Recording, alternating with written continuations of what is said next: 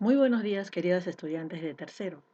En esta oportunidad, a través de este medio virtual, les voy a manifestar los siguientes temas que vamos a ir realizando durante esta semana. En esta oportunidad, si bien es cierto, ya hemos trabajado con respecto al origen del castellano, ahora van ustedes a observar un organizador visual que les voy a manifestar, que a través del tiempo, ciertos acontecimientos que han ido ocurriendo, ¿no? Que han sido muy importantes para el hombre en esa época.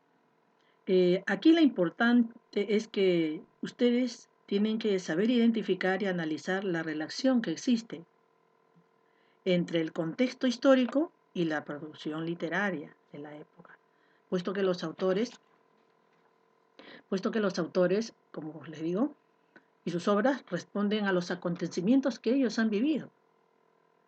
Es decir, que la literatura de esa época se manifestaba a través de diferentes lenguas, como resultado de las invasiones y la conquista.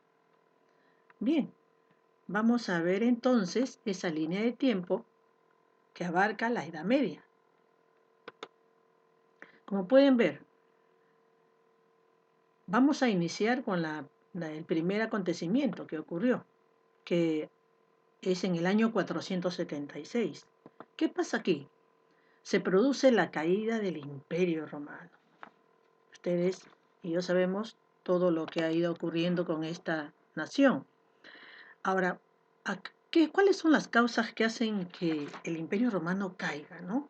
Sucumba, declive, de alguna otra manera? Sucedieron varios acontecimientos que marcaron al Imperio Romano, que de alguna otra manera afectaron. Una de ellas es el antagonismo entre el Senado y el emperador, lo cual no se llevaban bien, y eso acá daba como resultado desentendimientos y no había acuerdos, provocando de alguna otra manera conflictos. La pérdida de la moral.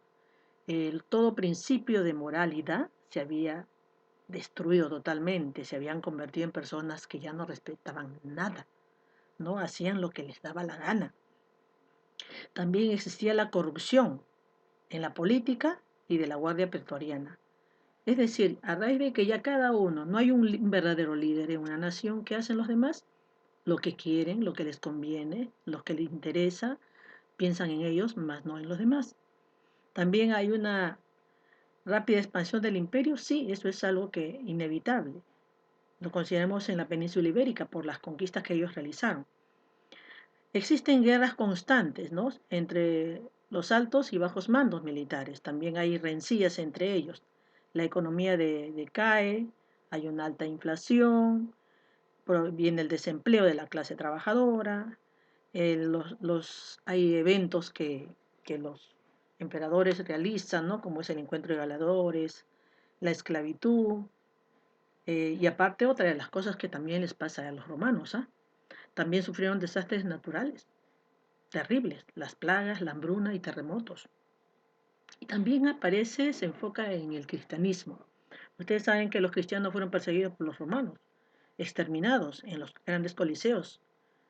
Y de alguna otra manera, a pesar de todos los acontecimientos que vivieron los cristianos, al final logra calar en la mente de los romanos, puesto que con el paso del tiempo el emperador romano Constantino el Grande se proclamó devoto de la fe cristiana y emitió un edicto, ¿no?, a favor de los cristianos, otorgándoles su protección. Quiere decir que ya libremente ellos podrían promover su religión, los cristianos, ¿no? Y poco a poco el imperio romano pasaría de una actitud antagonista, o sea, de ser los malos de la historia, a abrazar un estilo de vida más pacífico. Luego viene la invasión bárbara, ¿no? Roma acumuló el odio de los enemigos más cercanos. Tenían pues, enemigos tremendos que no veían la forma de destruir a Roma. Y en eso aparecen los ejércitos bárbaros que se encontraban compuestos por las tribus como los visigodos, los hunos y los vándalos. El golpe final que llevó a la caída del Imperio Romano fue infligido por estas tribus bárbaras, ¿no? La ciudad de Roma fue saqueada por los visigodos y por los vándalos. Y de alguna otra manera se desintegró toda autoridad. Esa es una de las causas que sufrió el Imperio Romano. Seguimos. Tenemos en el 589, se adopta el cristianismo como religión oficial de España. Si bien es cierto, ¿cómo entra el cristianismo a España? El emperador romano Teodosio, nacido en Segovia, declaró al cristianismo religión oficial de Roma. Esto quiere decir que se convirtió en la religión exclusiva del Imperio Romano por un decreto del emperador que acabo de mencionar, lo que tuvo trascendentales consecuencias. Unió a raíces judeocristianas del continente europeo, también con la cultura greco-romana. Y tenemos acá, ahí está.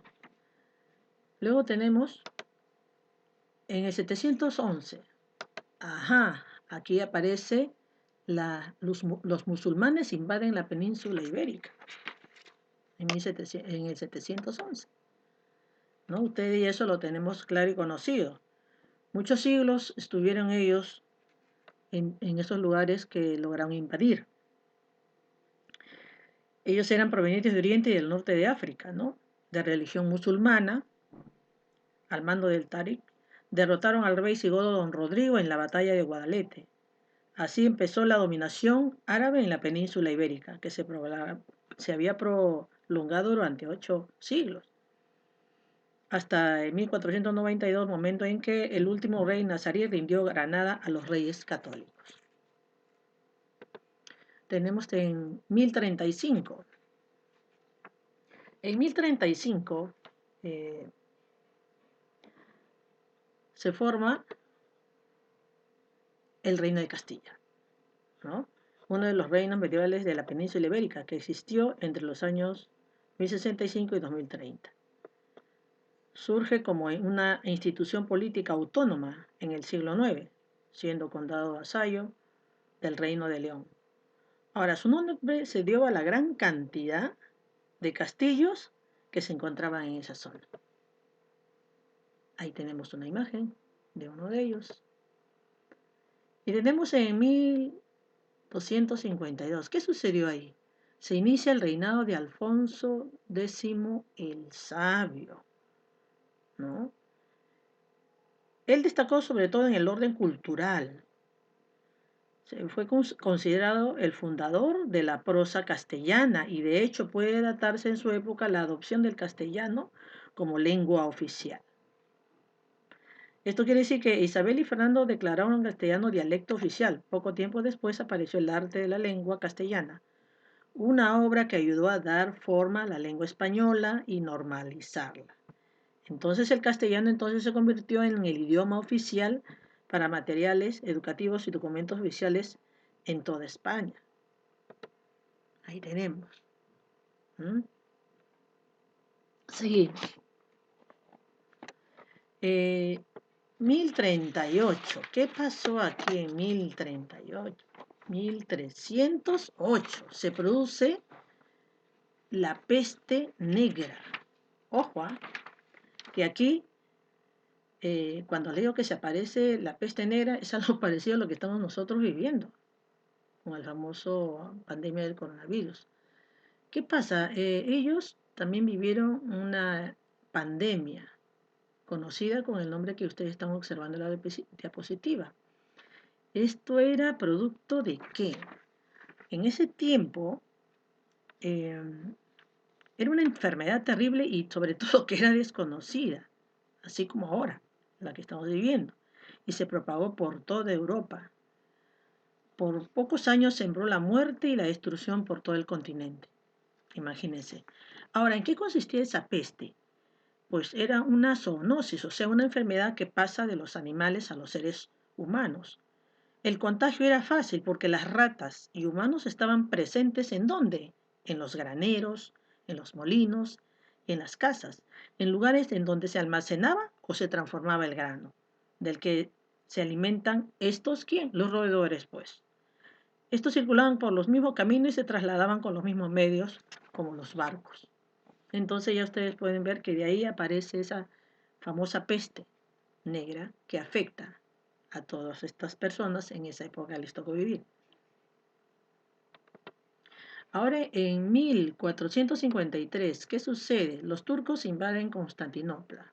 un hecho histórico que de alguna otra manera va marcando la etapa de la vida de estas personas, ¿no? Los turcos.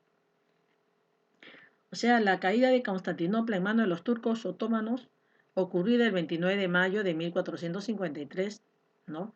Fue un hecho histórico que en periodización clásica y según algunos historiadores marcó el fin de la Edad Media en Europa y el fin del último vestigio del Imperio Romano de Oriente. ¿Okay? Y tenemos en 1469 Isabel de Castilla y Fernando de Aragón se unen en matrimonio. Yo quiero enfatizar aquí en este punto. ¿Qué es lo que pasa? Ellos eran bastante jóvenes, ¿ah? Isabel tenía 18 años y Fernando tenía 17, cada uno en sus reinos. Tenían sus problemas, como en toda familia real, y prácticamente esta unión no es porque los dos se hayan conocido, se hayan enamorado, fue más que nada un acuerdo a la distancia entre sus parientes, con la finalidad de fortalecer sus poderes en el aspecto político y en otras áreas. Ellos contraen matrimonio y luego son bautizados como los reyes católicos con el pasar del tiempo. Cuando contrajeron matrimonio el 19 de octubre de 1469, ¿no? Ella era Isabel, princesa de Castilla, y Fernando, heredero del trono de Aragón. Un enlace que cambiaría para siempre la historia de España. ¿Correcto? Entonces, ahí los tenemos a ellos en parte de esta línea de tiempo, como pueden ver. Y ahí están nuestros reyes. Finalmente, ¿qué hecho tan importante sucede en 1492? Ustedes recordarán el descubrimiento de América. Ustedes saben que la colonia española, España pues empezó a extenderse en diferentes puntos. Ellos empiezan a ir descubriendo muchos lugares. Y no olvidemos que uno de ellos ha sido nuestro imperio de Tahuantinsuyo, nuestros hermanos, que en ese momento ellos estaban viviendo como civilización, ¿no? Muy bien. Entonces, esto sería todo con respecto a la línea de tiempo de la Edad Media, que se inicia en el año 476 con la caída del Imperio Romano y termina con el descubrimiento de América en 1492. No te olvides de esos datos que te estoy dando a continuación. Ahora, ¿qué actividades vas a realizar para poder fortalecer lo que yo acabo de manifestarte? Van a elaborar un organizador visual de la información de su libro de texto, página 20-21. Ustedes van a anotar qué cosa, las ideas más importantes. Pueden fortalecerlos con imágenes. Lo pueden elaborar en formato Word y me lo envían por intranet. Recuerden que todos los trabajos que ustedes vayan realizando también lo tienen que tener guardado para luego adicionarlo a su cuaderno en físico.